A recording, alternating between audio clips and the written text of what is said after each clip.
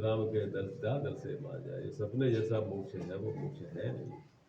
ताकुंड के सिर ऊपरे जायर वैसो तीर, पाछा सुन सुख राम के याद नावे वीर। वाह, यहाँ तक सब अनुभूतियों की बात है। ये हुआ, वो हुआ, ये अनुभव, ऐसा अनुभव, आनंद आ रहा, हीरे बरसना, फलाना हो रहा, ढिमका हो रहा।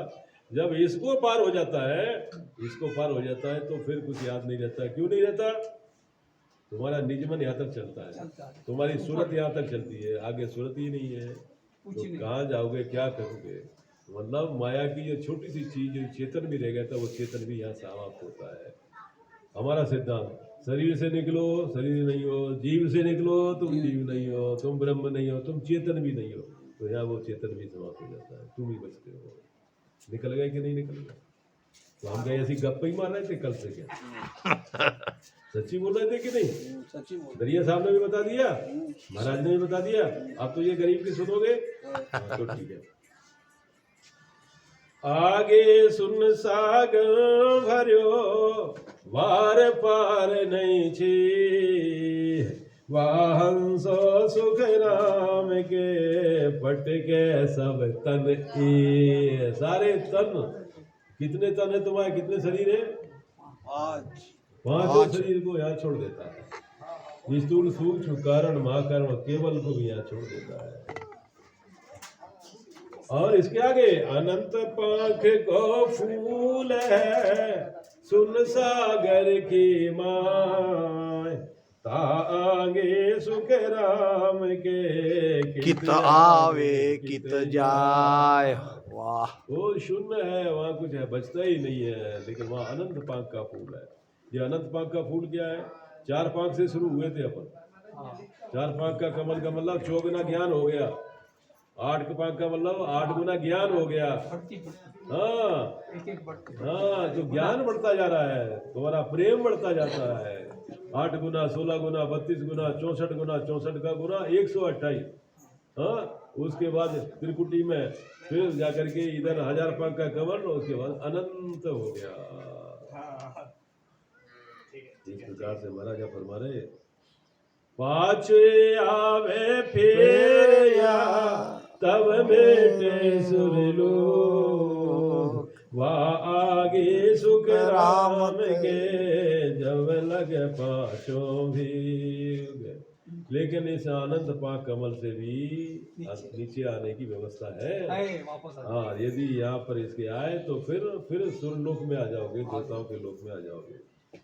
ये से आशन इड़ा गिरे भंवर गुफा की माय, सतधाम सुख राम के कब के देखे जाया। फिर भंवर गुफा आ गई। मतलब ये जो पर ब्रह्म का जो देश है और सस्वरूप का ये देश है, इसके बीच में भी भंवर का गैप है। जहाँ जहाँ 2 देश आते हैं, पिंड खंड ब्रह्मांड और आगम, तो उन देशों के बीच में भंवर गुफा है। यदि यहाँ से वापस आ जाता है तो फिर वो जैसा का वैसा होता है। तो ये आसन अडिग रहे भंवर गुफा के सतधाम सुख राम के कब देखूं मैं जाए। तो यहाँ तक अब स्थिर हो गया है, अपना आसन स्थिर हो गया, ध्यान हो गया, समाधि हो गई कि ये सीमा है। लेकिन अब बोले महाराज फरमाते हैं कि वो सतधाम को कब देखूं, कब जाऊं वहां। ऐसी गत कर तार की का सुनाऊं आन, रूप न दिखे रंग सो सुखिया ना देवखान। वो करतार की गत ऐसी है वहां कि वहाँ कोई रूप रंग ऐसा कुछ दिखने वाला है नहीं, लेकिन वो शब्द है, वो शब्द की धुन समझो, शब्द की अनुभूति समझो, उसमें जाके ठहरता है। जो निद्रा में नर पोड़ कर हंस कला जुग भूल, यूं उठे सुख राम के हंसो यूं सुख झूल।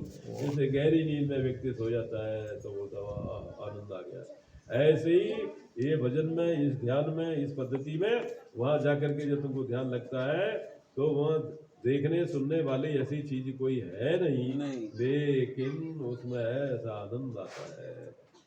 सोए तो नहीं, नींद में तो नहीं हो, लेकिन शरीर का भी भान नहीं है। शरीर है कि नहीं, बैठे कि जग रहे कि क्या कर रहे, कुछ पता नहीं, सिर्फ एक आनंद की अवस्था रहती है। निरखत की गान को सबई चैन मिट जाए, ज्यों नर को सुख राम के नींद गिरा से आए।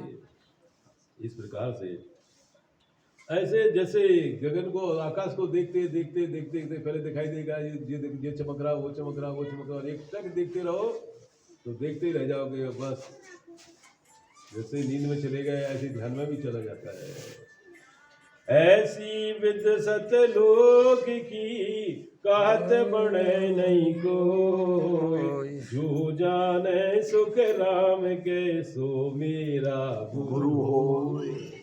मेरा गुरु बोले महाराज का गुरु नहीं, मेरे पंथ का गुरु, मेरे धर्म का गुरु, मेरे भजन साधना का गुरु। क्या भाई साहब, बिल्कुल बराबर। गुरु पद को, गुरु पद के लायक वो है जिसको इसकी अनुभूति हो गई, वो मेरे धर्म का, मेरे पंथ का गुरु है, महाराज का गुरु नहीं। ये उसको गुरु पद शोभा देता है। वो व्यक्ति है शिष्य बनाने लायक, उसको दूसरों को सबक देना चाहिए, शिष्य बनाना चाहिए, जिसको इतनी अनुभूति है तो। ठीक है, अब देखो 12:30 बज रहे। हाँ।